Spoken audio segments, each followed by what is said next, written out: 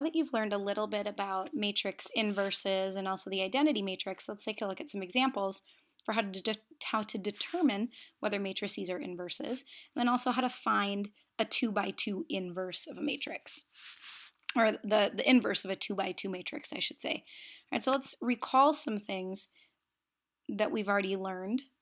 We have these two matrices, and we want to know whether or not they're inverses. Well, remember, if they are inverses of each other, we should be able to multiply those to get this identity matrix, or the equivalent of 1 in a matrix.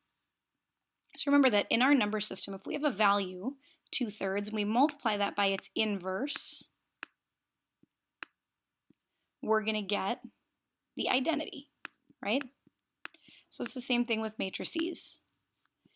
If I take a matrix, so matrix A, and I multiply that by its inverse, the notation for that, inverse matrix A, it's just like this, I'm going to get this identity matrix, right? So let's make sure that that's true about these two matrices. So using our matrix multiplication, we have 3 times 2, so 6, plus 5 times -1, so 6 times -5, or 6 minus 5 does indeed give me 1. Let's move on. Now I have 3, oops, excuse me, not 3. I have 1 times 2, and I have 2 times -1. So that does give me 0. Now moving on, finish my first column, so let's work on the second column. I have 3 times -5, so -15, and I have 5 times 3, which is 15. So yes, that gives me 0. And now finally I have 1 times -5 and 2 times 3. So I have -5 plus 6, which does indeed give me 1. So yes, these two matrices are inverses because when I multiply them, I get my identity matrix. Let's look at another example. Now here we actually have to find the matrix, the inverse matrix. Not determine whether they're inverses, but actually find that inverse, which would give me the identity matrix when I multiply. Well, this is a shortcut, so different from what you did in class. To find my inverse matrix, I can use this process. Right? So if you look at, so this is going to be my inverse of that original matrix. Excuse me for the messy writing here. So in order to find my matrix, I'm going to follow these steps. If you look at our first matrix, to find the inverse of that, it looks like I took A and D, swapped those around, right? So this was A and D, now I have D and A. So I'm going to swap the values in this column. Okay, but in my next column, I didn't swap C and D. I actually made those negative, or I made those opposite of what they were. Right, so this was positive C, now I have negative C. This is positive B, now I have negative B. So one way that maybe you can remember that, you're going to change signs, right? C for change.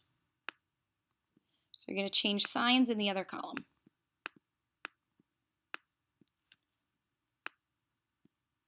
Right?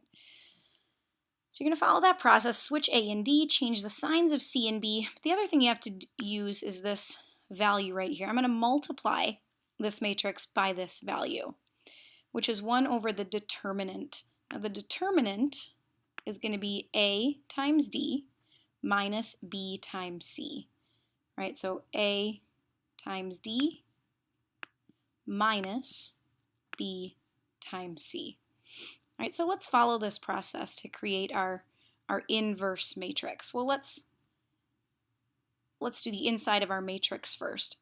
So again, I'm going to swap these two values.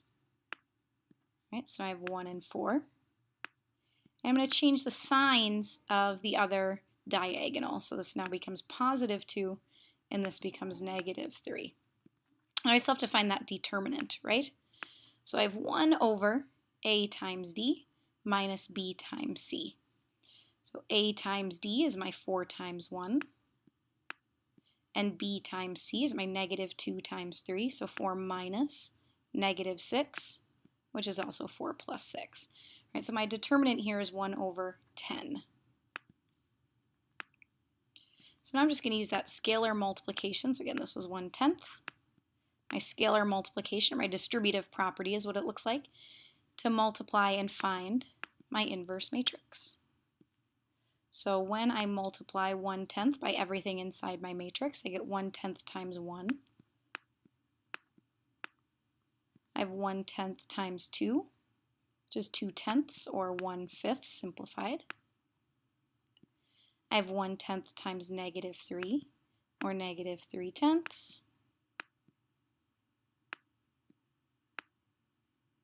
And then I also have 1/10 times 4, which is 4/10, simplified is 2/5. So what we just found, again, was inverse matrix A.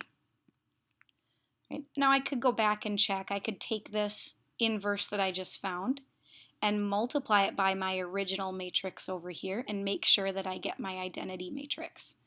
But this is indeed the inverse of matrix A. All right, let's try that one more time. All right, so now we have, again, remember our process, right? I'm going to swap these two values, my A and D. So this is going to be 5 and 3. And I'm going to change the signs along my other diagonal. So this is negative 2 and 7. Okay, once I've done that, again, I still need to find this determinant, right, to multiply by. So I'm going to do 1 over A times D. So remember, A and D are along this diagonal here. So I have 5 times 3 is 15 minus B times C. Oops, that's supposed to be a negative 7, excuse me. So B times C, or negative 2 times negative 7, is positive 14.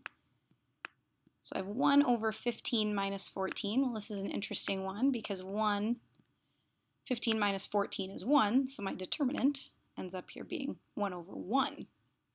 So I don't really have to do anything. If I do my scalar multiplication, everything's going to be the same. So if I just multiply everything in that matrix by 1, I'm going to end up with the same matrix, right? So 5, negative 7, negative 2, and 3. And so it looks like my inverse matrix is right here. Now let's just double check to make sure that that's my inverse matrix. So when I double check that, I'm going to do my inverse times my original matrix, right? So my original matrix is 3 and 2, 7 and 5. And let's multiply that by the inverse that we just found. I have 5 and negative 7, negative 2 and 3. We're going to do this kind of quickly, but we want to again make sure we have our identity matrix, which again has 1s along its main diagonal and 0s everywhere else, right? So let's just double check and make sure that's true. 3 times 5 is 15. 7 times negative 2 is negative 14. 15 minus 14 is 1. Right? And I have 2 times 5 is 10. And then I have negative 10. So 10 and negative 10 is 0. It's my first column. Second column, I'm going to do 3 times negative 7, negative 21. 7 times 3 is positive 21, which is going to give me 0. And finally, I have 2 times negative 7, negative 14, and 5 times 3 is 15, so negative 14 and 15 is 1. So it looks like, indeed, these matrices are inverses of each other. Oh, looks like I didn't have that covered after all.